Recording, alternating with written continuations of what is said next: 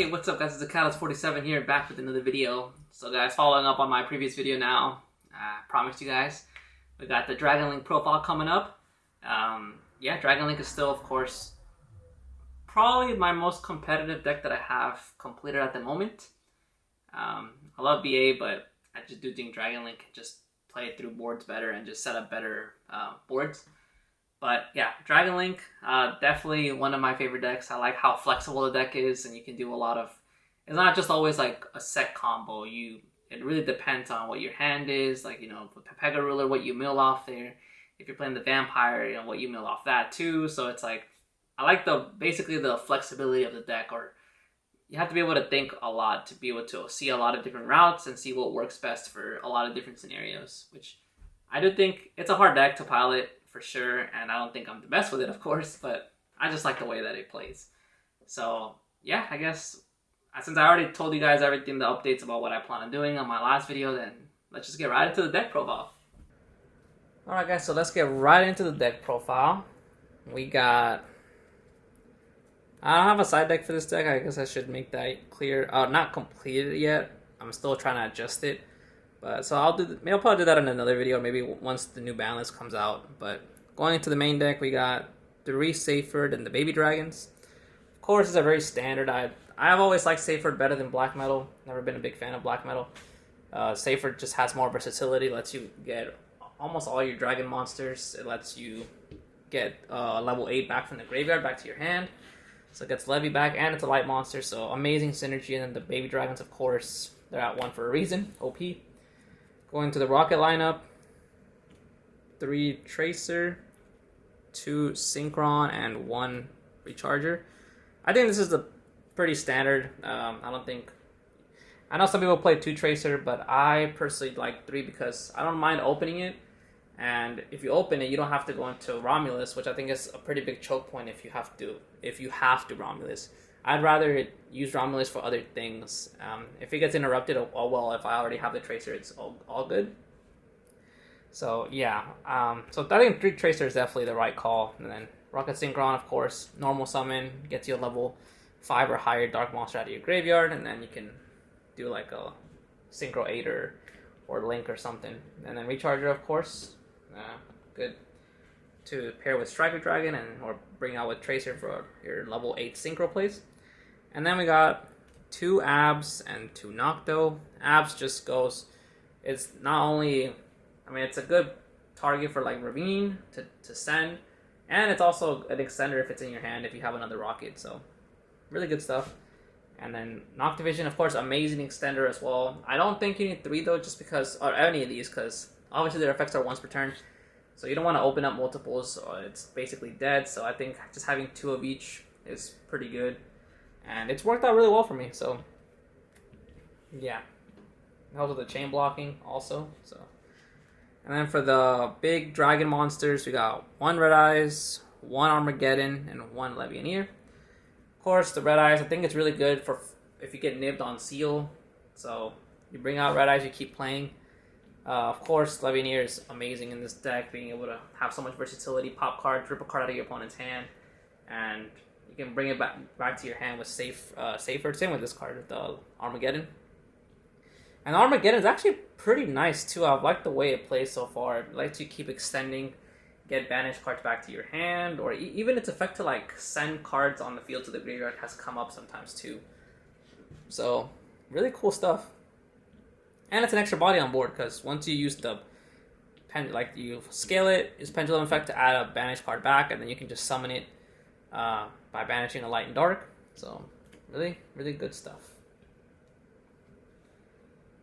And then for that's basically for the dragons. Going second cards, we got 3 Nib, 2 Veiler, and the Gamma package. So these are the hand traps. I am also playing 3 Droplet. So these are all the going second cards. So we got 11 cards for going second. I do wish I could play a bit more, but the space in the main deck is super tight, and I really don't want to do more than 40. I've considered 41, maybe adding in the 3rd Veiler, but I'm not sure. We got Nib, of course, really good card to Basically get rid of your opponent's board. I feel like Gamma goes really well with this deck because you can use it on your turn with like Chaos Space if they Ash, or with Quick Launch if they Ash. So there's a lot of ways you can get the Gamma out on your turn. So yeah, pretty good stuff. And then the Veiler, of course, hits a good amount of decks, honestly. I don't think it's the best hand trap in the format right now, but it's decent. And then Droplet, of course, is just helps you break boards, honestly.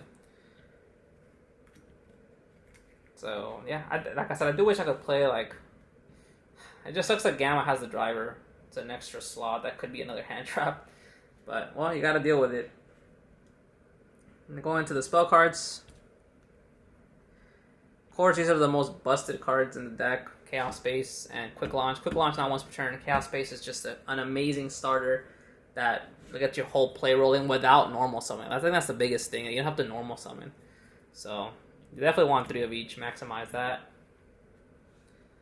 And then I am playing 2 World Legacy. This is obviously something I could cut for more hand traps. But I really like the way World Legacy plays. It's just a really amazing extender and makes your Pisty live easier. So yeah, so far I've liked it. But in the future, maybe I could cut these out and put in like 2 more hand traps. Maybe like Ghost Ogre. Keep the 2 Veiler and change these out for 2 Ghost Ogre just because Ghost Ogre is, hits all the brave stuff. Or maybe Bell if I feel like Despia is way too prevalent in the format. But for now, I'm just running that. And then of course the 2 field spells. We got Ravine and the Boot Sector. Have to play them. Very standard. That's it for the deck. It's 40 cards exactly. Now going into the extra deck, we got the Link 1s, 1 Striker and 1 Pisty. Very standard at 1, and then you don't need more than 1 of that. It doesn't come with too much, but we got the Link 2s, Romulus, Seal, Quad Boral, Dark, Hulk, and IP. So a lot of Link 2s that I feel like are really good in the deck. Obviously for searching Ravine, this is a good, like when you're going first, a good card to end on for interruption and follow-up. This card, of course, is like almost soul charge in some scenarios. Dark because, lets you take your opponent's DPE. Hulk doesn't come up too much. This is a card that could kind of be a flex spot. Not sure if I'll change that out in the future, but of course, with Tracer or with Rocket Synchron, you can make it and keep extending. I guess it helps with like your maybe going into Axis Code Talker. And then IP, of course. It's another good. It's easy to go to after you're Dark Locked, so it's a good interruption as well. So that's it for the Link 2s. I think they're all pretty standard. Maybe just Hulk would be something that could be changed for something else. And then, of course, the Unicorn and the Triple Burst for your Link 3s. Obviously, Unicorn with IP is really good. And Triple Burst helps with your Pisty plays to be able to open up some zones and be able to, use Pisty effect without needing World Legacy Guard Dragon. So I think it comes up enough that it's fine to run it. For the Link Force, 1 Access Code and 1 Boral Sword. I feel like in this deck you really want to OTK because the board that Dragon Link sets up is not like an unbreakable board. A lot of times you might maybe set up Hot Red Seal or Seal Savage, which again, it's not anything crazy, but if you back it up with hand traps and the Seal gets you like follow up, then you can interrupt your opponent and hopefully leave them with a suboptimal board and go for the OTK on the following turn. So these 2 cards facilitate OTKs, and that's the way I feel like Dragon Link should be played right now, like a mid-range controlled / combo deck. And yeah, being able to OTK your opponent is because I don't think the grind game for Dragon Link it's okay, but it's not on par with a lot of other decks right now. And then of course for the Synchros, Savage, Pepega Ruler, and Hot Red, very standard, amazing card, good negate, and then this card is pretty easy to make in the deck.